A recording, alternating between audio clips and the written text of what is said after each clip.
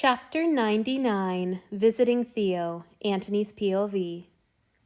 Theodora raised her brows when she saw Hanyu on Antony's heels, but she opened the door for them anyway.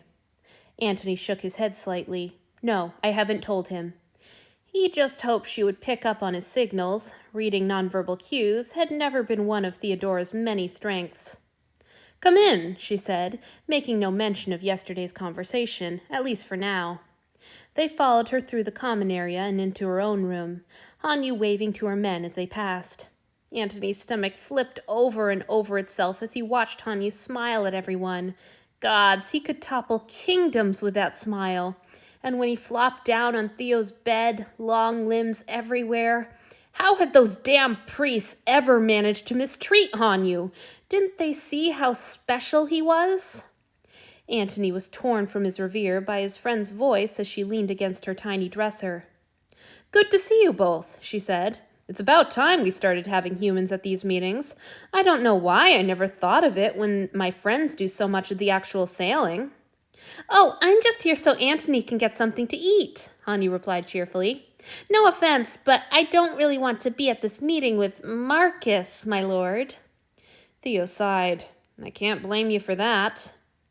You really shouldn't leave off his title, Antony scolded half-heartedly. What if someone hears you?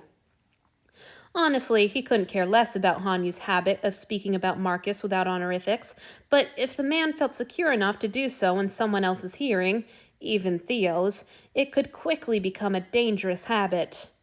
Hey, Theodora cried suddenly, sounding stung.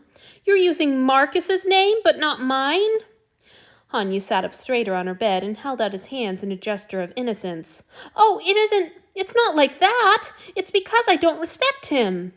But you call Antony by his name, Theo argued, and Felix and Thad and Cloelia. You respect them, right? Of course I do. Hanyu glanced over, appealing, but Antony kept his mouth shut. Frankly, he had no idea how the young man decided who he would address with honorifics and who he would not. Theo was visibly pouting now, her outthrust lower lip making a strange contrast with the heavy angles of her face. I know I'm frightening, but Felix and Cloelia are much bigger than me. It's not. All right, maybe it's that a little bit. Hanyu shrugged, looking adorably helpless, and Antony longed to kiss the little wrinkle in his forehead. You and Lord Julia both. It feels disrespectful to use your plain names, just like it does with Marcus. But that's why I do it with him and not you. I like you. Theo pouted more deeply, clearly unconvinced. I'm sorry, Hanyu cried. You're just one of the most popular gods, so I heard Lord Theodora all the time. Not more than you heard Lord Antony, Theo retorted. Anyhow, why would I be popular? I was terrible at court, back when we spent time there.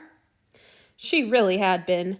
Antony remembered the way she used to stand at the back of their little huddle of vampires and glower, terrifying most of the humans who caught her eye. Of course, this had made her seem brooding and mysterious, and had increased her appeal to many of the courtiers and servants. Not that she had ever noticed. But that mystique had always been damaged when they tried to join the celebrations. She'd nearly broken an early Taishan king's toe when they danced together. It's not about that. Hanyu dismissed the idea of court with a wave of his hand. You're the wave tamer, the one who taught our ancestors how to make their boats seaworthy. Wait. Now Theodora was frowning in earnest. I didn't do that. They taught me how to make a small boat that wouldn't capsize. How did that story get turned around? Her mood had darkened very suddenly. The pouting and griping at Hanyu had been half playful, but this was clearly very genuine displeasure. Hanyu looked a little nervous at the change in her demeanor, so Antony finally jumped in. That was centuries ago, he pointed out. It doesn't matter now. Theo's tone was vehement. Yes, it does. I was an overprivileged child who sailed as a hobby. They had been fishing the sea for generations. It would have been laughable for me to teach them anything. You've got a dozen lifetimes worth of skills and experience now. Antony wished he could understand why this was bothering her so much. No one remembers when you were an amateur. I do, she shot back. I was so ignorant. But this family, 2 husbands and their wife and their grown children, they were kind to me. They were patient when I didn't know the language. They taught me so much. Not just boat building, but all kinds of knots and 1,000 tricks for predicting the weather. They deserve... Well, no one ought to be saying that I taught the Taishans anything. Oh...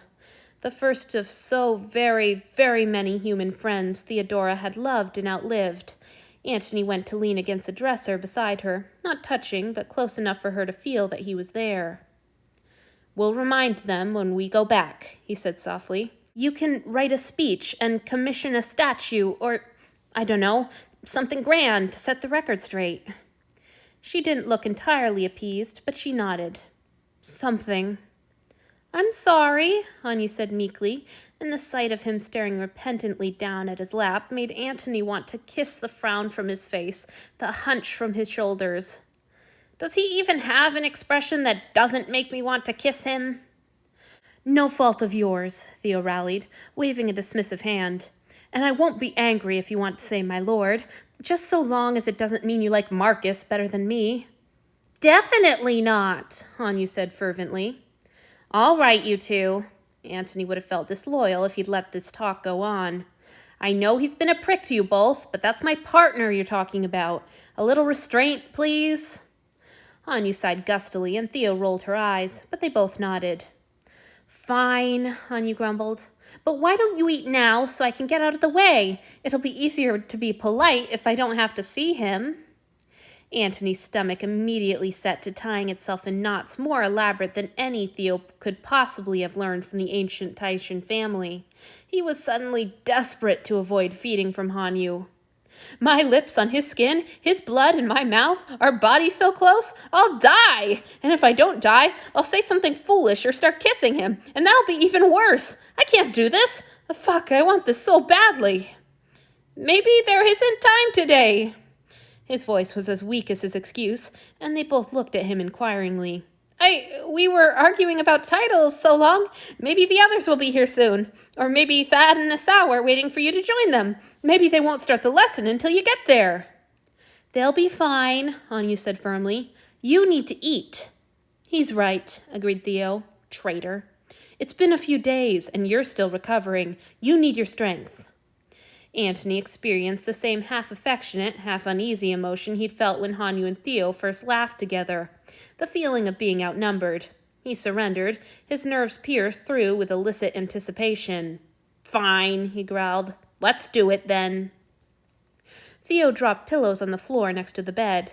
Hanyu slid down onto one, smiling at Antony and tilting his chin up in invitation, and Antony wondered if it were possible to die of desire. He felt ready to combust with the urge to press his lips to the long column of Hanyu's throat, to the soft, submissively bared flesh under his chin, to his smiling lips. Oh, fuck his lips. What actual gods had shaped Hanyu's lips, and what shrine could Antony visit to worship them?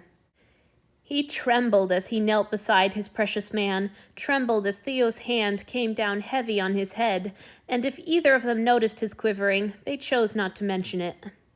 His lips thrummed and sparked with a strange new charge as they touched Hanyu's skin. Electric. When the first hot gush of blood spilled into his mouth, he could have wept with the intensity and the intimacy of the exchange. His fangs penetrating the young man's flesh, Hanyu's essence flooding into him. Theo was right. It's a sex thing. Oh, he was lost. Antony was swallowing the second mouthful when a hesitant voice came from outside Theo's curtain. My lord?